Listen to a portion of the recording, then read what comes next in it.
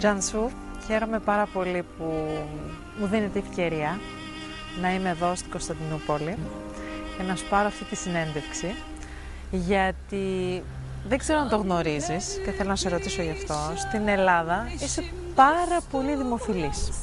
Αυτή την περίοδο ειδικά η Ελλάδα παρακολουθεί τη Sıla. Niye ağlıyorsun Sıla? Yine kim üzdü seni? Turgut'un karısı mı yoksa? Bana kocasının katili gibi baktı. Ölümünde bir suçun yok Sıla. Üstelik o seni öldürmek istedi. Onun öldürülüşünü gördüm. Gözlerimin önünde öldürülüşünü gördüm. Γνωρίζεις ότι έχουν μεγάλη απήχηση οι τουρκικές σειρές στη χώρα μας? Από τα μίντια έχω μάθει ότι υπάρχει μεγάλη απήχηση και στην Ελλάδα και στη Μέση Ανατολή. Και πραγματικά λαμβάνω διάφορα μηνύματα και από τους τηλεθεατές που μου μιλάνε και για τη Sıla και για τις υπόλοιπες σειρές. Γνωρίζετε ότι η Sıla έχει προβληθεί νωρίτερα εδώ στην Τουρκία. Αλλά ακόμα λαμβάνω μηνύματα από το εξωτερικό για τη σειρά, καθώς προβάλλεται τώρα στις άλλες χώρες όπως και στη χώρα σας. Και γνωρίζω επίσης ότι εκτός από τη Sıla έχεις βραβευτεί για μια άλλη εξαίρετη σειρά, το Ezel. Ήταν μια σειρά σταθμός στην καριέρα σου? Κοιτάξτε, δεν ήξερα ότι έχει προβληθεί η σειρά Ezel στην Ελλάδα. Αλλά πρέπει να πω ότι πρώτα έγινε η σειρά Ezel και μετά η σειρά Sıla. Είναι όντως σημαντικό και πραγματικά εντυπωσιάζομαι ότι έχουν παίξει και οι δύο σειρές στην Ελλάδα. Θα θέλαμε να μάθουμε κάποια πράγματα για σένα. Δηλαδή, πού γεννήθηκες, πώς μεγάλωσες? Γεννήθηκα στην Άγκυρα. Η μία πλευρά της οικογένειάς μου, η γιαγιά μου, είναι από τη Θεσσαλονίκη. Από εκεί έχουν έρθει εδώ. Εγώ για να σπουδάσω ήρθα στην Κωνσταντινούπολη και από τότε ζω εδώ και εργάζομαι εδώ. Αυτή είναι η ζωή μου. Όπως καταλαβαίνεις, το να υπάρχουν έστω και πολύ μακρινές ελληνικές ρίζες για μας είναι πολύ ενδιαφέρον. Οπότε θα ήθελα να ρωτήσω αν η γιαγιά σου ήταν από εκεί, αν η γιαγιά σου έχει κρατήσει κάποια επαφή, αν μιλάει ελληνικά, αν σου μίλησε ποτέ ελληνικά. Δεν θυμάμαι και πολλά, γιατί τη γιαγιά μου ήδη την έχουμε χάσει. Έχω πάει στην Ελλάδα, αυτό θυμάμαι, αλλά δεν θυμάμαι κάποια ελληνική λέξη, ούτε κάτι άλλο που μπορεί να θυμηθώ από εκείνη την εποχή.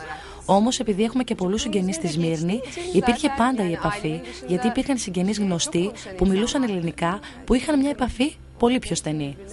Στην Ελλάδα, σε ποιο μέρος πήγες, ποιο μέρος επισκέφτηκες? Έχω πάει Θεσσαλονίκη, σε κάποια νησιά και πολλές φορές στην Αθήνα, μια-δυο φορές έχω πάει στην Αθήνα. Ποιο μέρος της Ελλάδας βρήκες το πιο όμορφο, το πιο εντυπωσιακό από αυτά που επισκέφτηκες? Η Αθήνα, και έφαγα καλά και γλέντισα καλά, και οι φίλοι μου που με φιλοξένησαν εκεί, γυρίσαμε την πολύ όμορφη πόλη και οι άνθρωποι μου άρεσαν, είναι πολύ κοντινοί στο περιβάλλον που έχω μεγαλώσει εγώ. Είναι στο ίδιο κλίμα του περιβάλλοντος που μεγάλωσα κι εγώ. Έχεις σκοπό να έρθεις και πάλι στην Ελλάδα? Ναι, σίγουρα, γιατί είναι από τους χώρους που όταν σχεδιάζω κάπου να πάω, είναι από τα πρώτα μέρη που θέλω να πάω. Θέλω τώρα να μου πεις, κλείνοντας τα μάτια, ποια είναι η πρώτη εικόνα που σου έρχεται από τα ταξίδια σου στην Ελλάδα? Γιατί πάντα από ένα ταξίδι κρατάμε αυτό το κάτι. Μπορεί να είναι μια γεύση, μπορεί να είναι μια εικόνα της θάλασσας, δεν ξέρω. Αυτό που μπορώ να θυμηθώ από την περιοχή είναι ένας δρόμος με στενά σοκάκια που πήγαμε για φαγητό. Το τζατζίκι μου έρχεται, η σαλάτα. Επειδή έχω σπουδάσει αρχαιολογία, οι αρχαιολογικοί χώροι που έχω δει είναι πολλές εικόνες. Όλα αυτά μπορώ και μου έρχονται στο μυαλό. Αλήθεια, γιατί επέλεξες να σπουδάσεις αρχαιολογία? Τι είναι αυτό το οποίο σ' αρέσει, σε τραβάει σε αυτή την επιστήμη? Θα ήθελες να ασχοληθείς με αυτό αργότερα? Όπως καταλαβαίνετε, το σύστημα το εκπαιδευτικό σε υποχρεώνει περίπου στα 16-17 σου να αποφασίσεις για κάτι. Αυτό αποφάσισα, γι' αυτό και σπούδασα αρχαιολογία. Δεν ξέρω μετά από 10 χρόνια τι θα κάνω, αλλά αυτό σπούδασα και συνέχισα βέβαια διαφορετικά τη ζωή μου, αλλά δεν ξέρω τι θα κάνω και μετά από 10 χρόνια.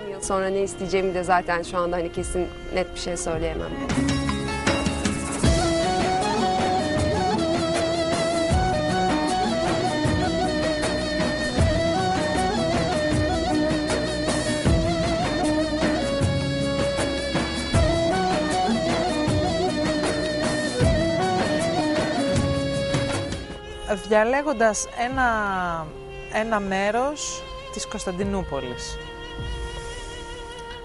ποιο θα ήταν αυτό που θα επέλεγες να με πας? Δηλαδή, σίγουρα η Κωνσταντινούπολη έχει πολλά σύμβολα σαν πόλης. Ποιο είναι για σένα το πιο σημαντικό για να με πάρεις να με πας βόλτα να το δω? Σίγουρα κάποιο σημείο που να βλέπουμε το Βόσπορο, να φάμε ένα ψάρι ή αν πούμε κάτι πιο ιστορικό, ίσως να πάμε στην πλατεία Σουλταχαμέτ. Αλλά να σου πω την αλήθεια, ο Βόσπορος είναι το κάτι άλλο, που θεωρώ ότι θα ήταν και μια καλή ιδέα. Έρχομαι σχεδόν κάθε χρόνο, κυρίως για το Βόσπορο, ξέρω.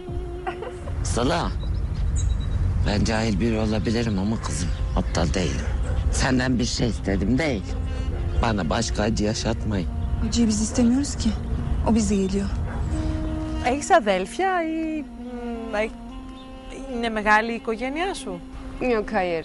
4 άτομα είμαστε. Έχω ένα μικρότερο αδερφό, 3 χρόνια. Είμαστε 4 άτομα. Μικρή οικογένεια.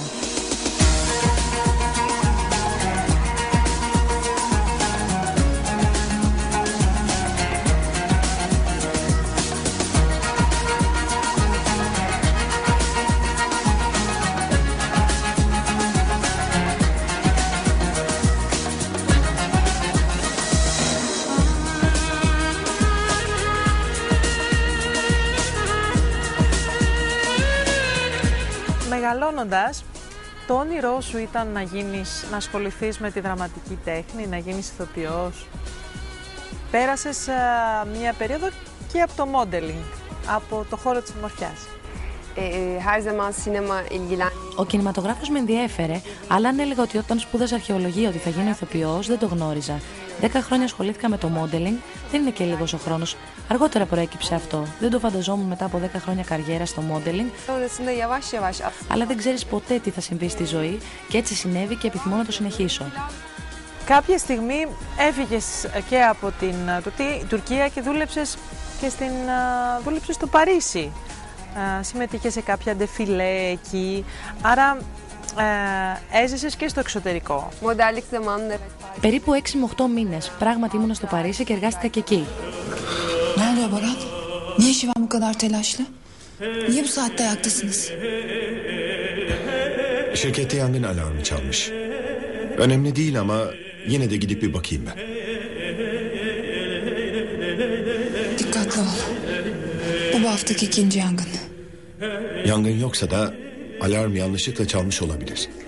Η Τουρκία, και αυτό βγαίνει και μέσα από τις σειρές, μέσα από τις τουρκικές σειρές που πια παρακολουθούμε φανατικά στην Ελλάδα, δείχνει συχνά να βρίσκεται ανάμεσα στην παράδοση και στον εξυγχρονισμό, ειδικά όσον αφορά τη θέση της γυναίκας. Στη Σιλά βλέπουμε τη γυναίκα να βρίσκεται εγκλωβισμένη λίγο μέσα στην τουρκική παράδοση και από την άλλη τη βλέπουμε και δυναμική, σύγχρονη γυναίκα αποφασιστική. Εσύ πώς βιώνεις αυτή την αντίθεση των ρόλων? Bizim ülkemiz gerçekten çok büyük bir coğrafya. Λόγω της γεωγραφικής θέσης είναι μεγάλη χώρα η Τουρκία. Όπως ξέρετε και υπάρχουν πολλές γυναίκες ανάλογα τη γεωγραφία, αλλάζει και ο ρόλος της γυναίκας. Υπάρχει στο βορρά, στο νότο, στη δύση, στην ανατολή και κάθε γυναίκα έχει τη δική της ιστορία. Στη Σιλά εξηγήσαμε μια γυναίκα η οποία ζει εδώ αλλά κατάγεται από την Ανατολή. Και έχει το δικό της ρόλο, τη δική της ζωή. Υπάρχουν πολλές τέτοιες ιστορίες στη χώρα μας και κάθε γυναίκα έχει το δικό της ρόλο. Söylediklerin beni o kadar şaşırttı ki. Sadece sen mi? Ben de çok şaşırdım.